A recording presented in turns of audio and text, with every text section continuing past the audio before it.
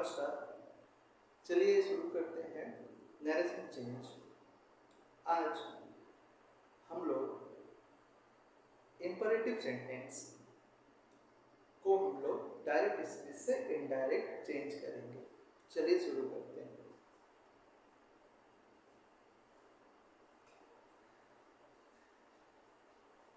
Narration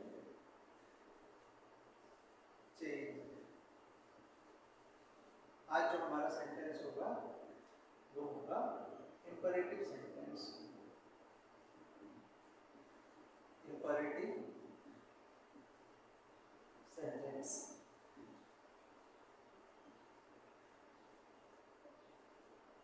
शुरू करने से पहले हम लोग समझेंगे इंपरेटिव सेंटेंस। इंपरेटिव सेंटेंस क्या है? वो सेंटेंस और the sentence which is starting with main verb. Main verb. Sentence, any sentence starting with main verb. Example: go to play. Please help me. Shut the door. Bring a glass of water. March forward.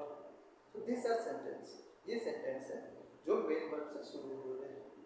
इस sentence के through हम किसी को order, command, advice, suggestion, request, forbid etcetera करते हैं। तो चलिए start करते हैं। अब डायरेक्ट स्पीच से इनडायरेक्ट स्पीच कैसे हम इसको चेंज करें। Direct sentence, direct speech, indirect speech.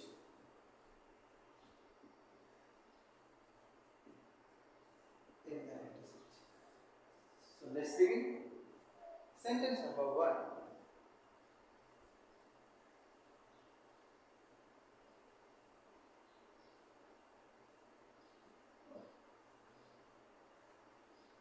The Guru said to his student, comma, inverted comma style. The Guru said to his student. अब reported speech.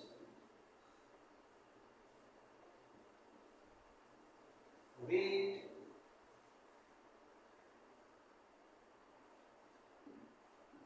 line by line and understand.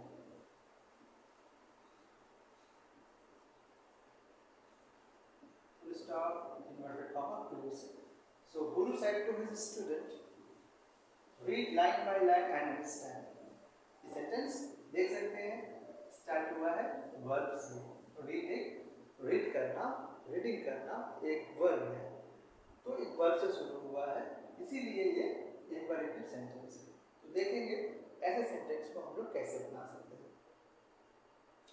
तो ये line पढ़ने के बाद हमें ये सोचना है, गुरु स्टूडेंट से बात कर रहा है, वो उसे क्या कह रहा है? ऑर्डर दे रहा है, एडवाइस दे रहा है, सजेशन दे रहा है, कमांड कर रहा है, उसे मना कर रहा है, क्या कर रहा है? जिस तरह के सेंटेंस है, read line by line and understand. Line by line पढ़ो और समझो। क्या है? एक तरह का एडवाइस है। ओके, आगे बढ़ेंगे, देखेंगे इसे कैसे हम बदल सकते हैं, कैसे इनडायरेक्ट में चेंज कर सकते हैं। गुरु जो सेट टू है, ये चेंज हो जाएगी एडवाइस में।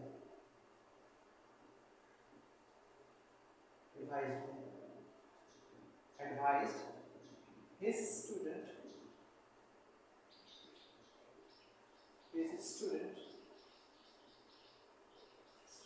अब यहाँ पर कॉमा और इन्वर्टेड कॉमा के बीच में हमें याद रखना है कि हमारा जो जॉइनिंग वर्ड है वो है टू।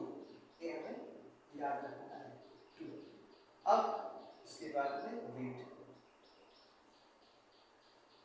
स्मॉल लेटर हो जाएगी, क्योंकि अब एक सारा सेंटेंस दोनों मिलकर के एक सिंगल ओनली सेंटेंस बन रही है। Read read line by line and understand. ये इस तरह से हमारा पहला सेंटेंस को हमने चेंज कर दिया। The guru said to his student read line by line and understand. गुरु अपने स्टूडेंट से बात कर रहा है, गुरु कह रहा है लाइन बाय लाइन पढ़ो, read line by line and understand. तो ये क्या हो सकता है, ये एडवाइस हो सकता है, इसीलिए हमने साइड टू को एडवाइस में बदल दिया है। हमें साइड टू यहाँ पर नहीं लिखनी है, एडवाइस लिखनी है। क्या आपकी जो बात कह रहा है देख के लगता है, ऐसा लगता है, it seems, it feels that it's a type of advice. Okay, advice है। आगे बढ़ेंगे, यहाँ पर हम दूसरा एग्जाम्पल देखेंगे।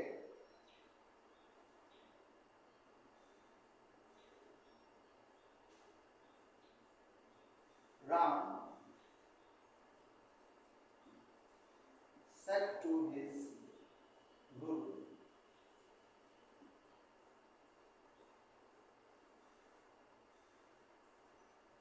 please, Ram said to his guru, please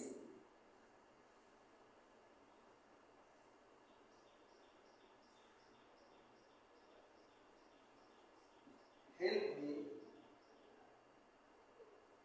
in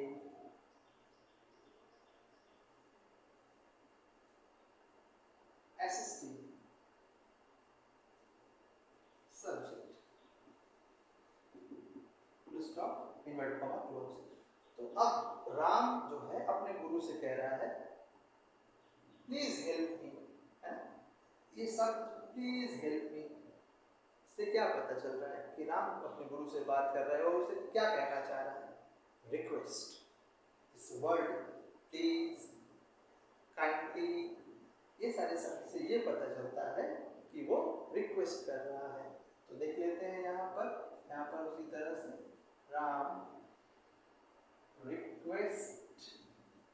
अब यहाँ पे रिक्वेस्ट होगा या रिक्वेस्टेड होगा, ये टेंस के ऊपर डिपेंड करता है। क्योंकि ये सेड टू है, पास्ट टेंस है, तो पास्ट टेंस है, तो यहाँ पर भी हम लोग रिक्वेस्टेड, ये हमें याद रखना है। हिज गुरु रिक्वेस्टेड हिज गुरु, गुरु। अब यहाँ पर कॉमा, इन्वर्टेड कॉमा के बीच में, जैसा कि पहले मैंने बताया था, टू लगेगा, तो यहाँ भी टू लगेगा। तो जब भी इंपरेटिव सेंटेंस होगा, सेंटेंस शुरू होगा वर्ब से, वर्ब से, वर्ब से, तो इंपरेटिव सेंटेंस और टू लगेगा। ज्वाइनिंग के लिए आगे बढ़ते हैं।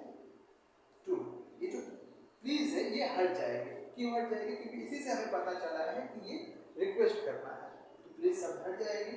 हम लिखेंगे हेल्प से। यदि हम प्लीज दे देंगे तो दोबारा हो जाएगा, दो बार एक ही चीजें, एक ही आइडिया रिपीट होगी, रिक्वेस्टेड फिर प्लीज, इसीलिए प्लीज हट जाएगी। हम लिखेंगे हेल्प से, टू हेल्प। अब यहाँ पर मी एक प्रोनाउन है, जैसा कि हमने पहले भी सीखा। अब प्रोनाउन को देखेंगे चेंज होगा या नहीं होगा। मी, क्या मतलब मी का? मी का मतलब है जो कह रहा है, जो कहता है, जो स्पीक करता है, यानी कि किससे बता रहा है? राम को बता रहा है ना? राम एक लड़का है, बॉय है, इसीलिए राम के लिए हम लोग ही लिख सकते हैं। लेकिन यहाँ पर ये ऑब्जेक्ट का फॉर्म है, तो ही चेंज हो जाएगा हिम में। क्लियर? हिम यहाँ पर करेक्ट फॉर्म है, हम लोग समझेंगे। Help him in SST subject, in SST subject, full stop, inverted comma हट जाएगा। तो इस तरह से हमने देखा कि हमें समझना पड़ता है सेंटेंस, वो ऑर्डर है, वो रिक्वेस्ट है, कमांड है, सजेशन है, वो क्या है, उसी के अकॉर्डिंगली हम मेन वर्ब को, सेड टू को, से को हम लोग बदल देते हैं। अब देखते हैं तीसरा एक sentence.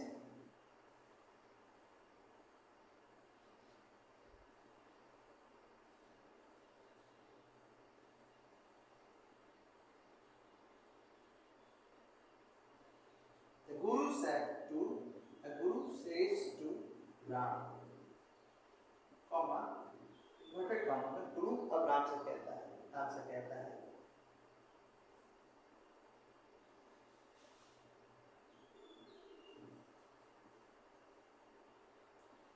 Do not waste your time. Do not waste your time. अब इस तरह के सेंटेंस हम देखेंगे, क्या लग रहा है? सेंटेंस शुरू हो रहा है to say, imperative sentence, do not waste your time. Sentence का क्या मतलब? कि समय व्यर्थ मत करो, समय बर्बाद मत करो। गुरु राम से कह रहा है, गुरु है, राम स्टूडेंट राम से कहता है, मतलब एक तरह से उसको कह सकते हैं एडवाइस दे रहा है, कह सकते हैं उसे मना कर रहा है ना? एक तरह का एडवाइस भी है, एक तरह का मना भी है। तो देख लेते हैं इसको, एक तरह का एडवाइस यदि मानेंगे तो देखते हैं कैसे बनेगा। द गुरु, टेंस प्रेजेंट है इस बार, याद रखेंगे टेंस प्रेजेंट है, तो प्रेजेंट है तो एडवाइसेस, यहाँ पे डी नहीं होगा, डी पास में होता है एडवाइसेस। किसे एडवाइसेस? राम को। ओके, कॉमा इन्वर्टेड कॉमा में, जैसा मैंने पहले बताया था, बड़ा आसान है, टू देंगे। अब उसके बाद में जो डू है, डू हट जाएगी, हमें याद रखना है ऐसे सेंटेंस में। तो डू हट करके हम लोग शुरू करेंगे नॉट से। नॉट,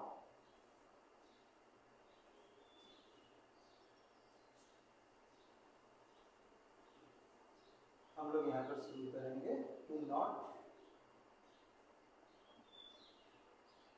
हम लोग यहाँ पर सेंटेंस जो है यहाँ पर कॉमा इन्वर्टेड कॉमा में, इस बार हम लोग टू से शुरू नहीं करेंगे, इस बार हम शुरू करेंगे नॉट से। डू जो है उसको हम लोग हटा देंगे। अब शुरू करेंगे नॉट से। जो नॉट से शुरू करेंगे, नोट यहाँ पे था, वही नॉट है। अब इस बार हम नॉट के बाद टू देंगे। अब अगले क्या, पहले क्या करते थे हम लोग कि कॉमा इन्वर्टेड कॉमा के बाद ही टू देते थे, इस बार हम लोग नॉट के बाद टू देंगे। नॉट टू वेस्ट, बाद बाकी जैसा था वैसे ही रहेगा, वेस्ट योर टाइम। इसको एक और तरीके से बना सकते हैं, हम देखेंगे यहाँ पर। ये एक तरह का एडवाइस है, साथ में ये एक तरह से मना भी कर रहा है, फॉरबिड कर रहा है। देख लेते हैं कैसे बनेगा। गुरु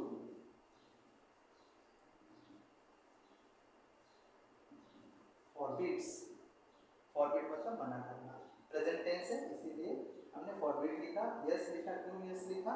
क्योंकि यहाँ पर भी यस है, इसीलिए फॉरबिड्स राम।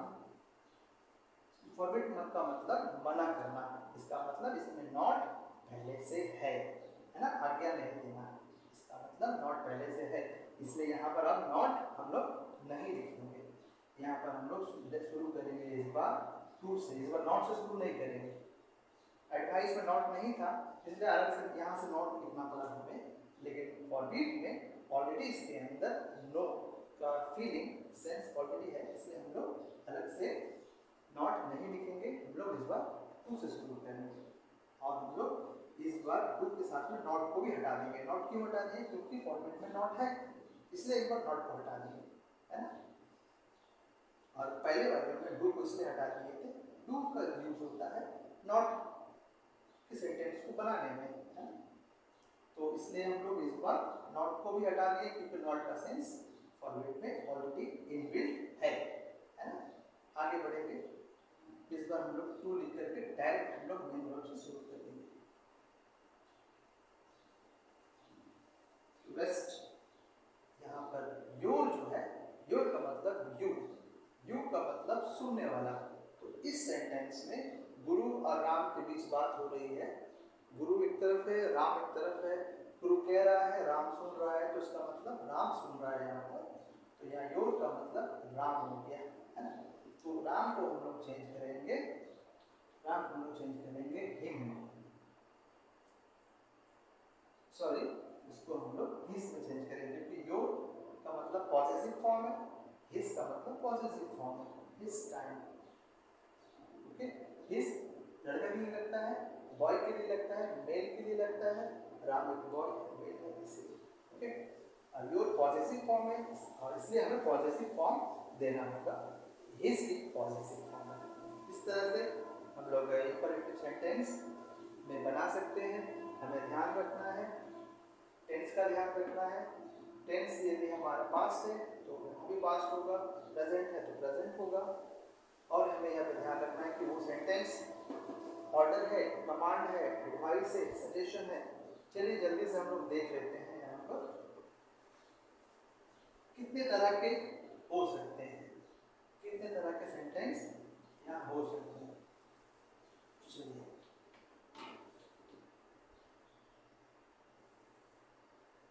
कितने तरह के सेंटेंस हो सकते हैं। ओके, चलिए तो जब भी कोई सेंटेंस होगा हमें आइडेंटिफाई करना है कि यदि number 1 set 2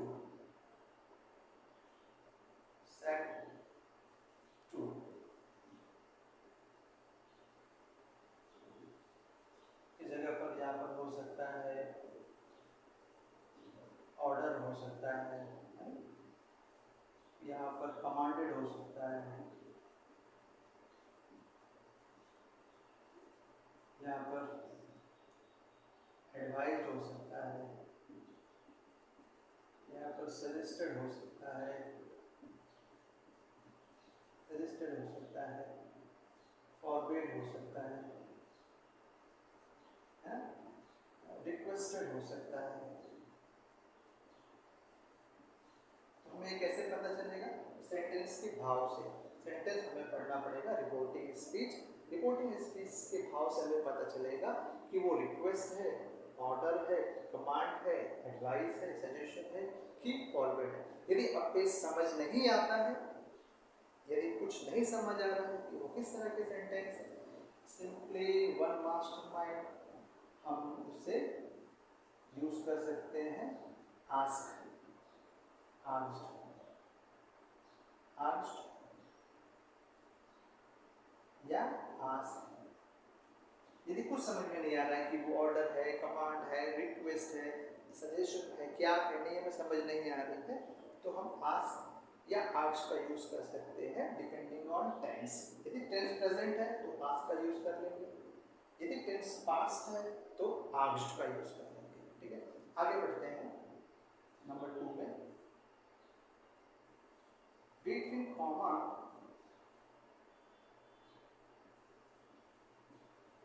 and inverted comma, है ना, कॉमा और इन्वर्टेड कॉमा के बीच में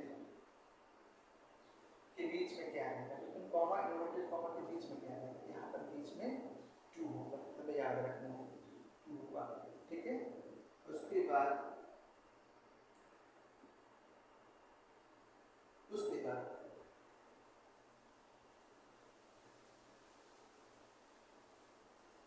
नाम चेंज, जैसे जरूरत होगा वैसे हम नाम चेंज करेंगे।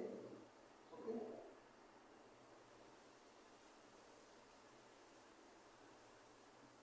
नाम चेंज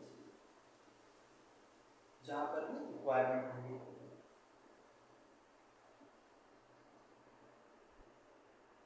वेरिएबल रिक्वायर्ड, जहाँ पर भी रिक्वायर्ड होगी वहाँ पर हम चेंज करेंगे। तो बड़ा आसान है, बड़ा इजी है, आप प्रैक्टिस करेंगे तो समझ आपको आएगा कि इस तरह से। और कुछ समझ में नहीं आता कि ऑर्डर है, कमांड है, क्या है, तो सिंपली आप आस्क या आस्क्ड लगा सकते हैं, है ना। तो यहाँ पर सेट टू भी हो सकता है, यहाँ पर प्रेजेंट फॉर्म भी हो सकता है, यहाँ पर सेज टू भी हो सकता है ना, यहाँ पर से भी हो सकता है, से भी हो सकता है, से टू भी हो सकता है, इस तरह से। तो जो भी होगा, यदि वो पास्ट टेंस है तो पास्ट की चीजें, प्रेजेंट है तो प्रेजेंट की चीजें। यदि पास्ट सैड है तो ईडी रहेगा, प्रेजेंट है तो ईडी नहीं रहेगा, प्रेजेंट होगा, ऑर्डर होगा या ऑर्डर्स होगा। तो इस तरह से बड़ा सिंपल है, बड़ा आसान है, 3-4 चीजों का ध्यान रखना है। तो इंपेरेटिव सेंटेंस हम उसको आसानी से डायरेक्ट से इनडायरेक्ट में बदल सकते हैं। नमस्कार, थैंक यू।